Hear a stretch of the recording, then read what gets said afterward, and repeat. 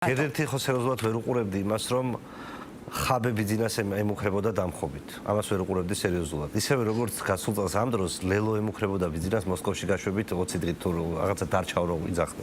მე ვერ უყურებდი სერიოზულად ვერც დღეს ვერ უყურებ სერიოზულად იმ კამპანიას ბიზნეს შეეშინდა და ამიტომ რაღაცა ხაბე დაიჭირა და ზოგადად მთელი ეს პროცესი რაც არის ჩემთვის ერთ დადგმულ სცენარს გავს. აი თითქოს ერთი რეჟისორი ყავსო, რომელიც სხვადასხვა როლებს ანაწილებს, საჭირო დროს გაყავს გმირები თამაშიდან და შემოყავს ახალი გმირები, რომ ადამიანების ყურადღება სულ იყოს გაფანტული რაღაც უაზრო საკითხებზე.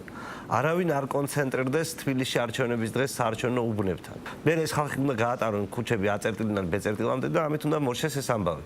მე ვიღაცა გაბრაზდება, ვიღაცა კიდე იტყვის რომ არის დატყუილა დაშალეთ ხალხი და საბოლოო ჯამში არავის არ დაბრალდება, იმიტომ რომ არავინ არ არის პასუხისმგებელი ამ დღეზე მოგეხსენებათ. ვინ თვითონ პასუხისმგებელი იყო, ის გაარიდეს პასუხისმგებლობას და ჩასვეს ციხეში. შესაბამისად ის ვერ იქნება პასუხისმგებელი ციხეში ვარო იტყვის დანარჩენმა. არავინ არ იცის რა ხდება ჩემი ინფორმაციით. ცნობილში ჩემთვის ის რომ არაფერი არ იგეგმებოდა დაამტკიცა ხაბეშვილის დაჭერამ.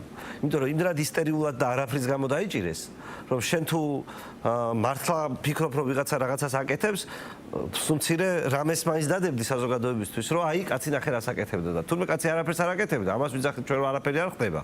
და იმისთვის რომ აი იმის მიუხედავად თქვენ ამბობთ რომ ეს ყველაფერი სპექტაკლს გაგონებთ და ასე შემდეგ და ასე შემდეგ, მაინც ფაქტი არის რომ ოპოზიციას აქვს გარკვეული მოლოდინები 4 ოქტომბერთან დაკავშირებით. როგორი იქნება თქვენთვის, მოდი ასე გკითხავთ 5 ოქტომბერი. გირჩისთვის როგორი იქნება? რა გეგმებით მიდიხართ და როგორ წარმოგიდგენთ? იმედია საზეიმო და ისეთი რომ სტიმულს მომცეს მეორე ტურისთვის მომემზადო. იმედი მაქვს რომ ასეთი იქნება 5 ოქტომბერი. ეს დამოკიდებულია საარჩევნო შედეგებზე. იმიტომ რომ თქვენ ახლა იცით რომ სინამდვილეში ოპოზიციურ ფლანგზე ბრძოლა მიდის მეორე ადგილისთვის. ჩემს და ბატონ კუპრაძეს შორის. იმიტომ რომ პირველ ადგილზე პირველ ტურში მეგონი გასაგებია რომ კალაძე იქნება. საუბარი მდგომარეობს იმას იქნება თუ არა მეორე ტური და ვინ გავა მეორე ტურში. ამიტომ კითხვა დანარჩენი ყველაფერი გარკვეულია. კითხვა ვინ გავა მეორე ტურში და იქნება თუ არა მეორე ტური. რჩება მხოლოდ ეს.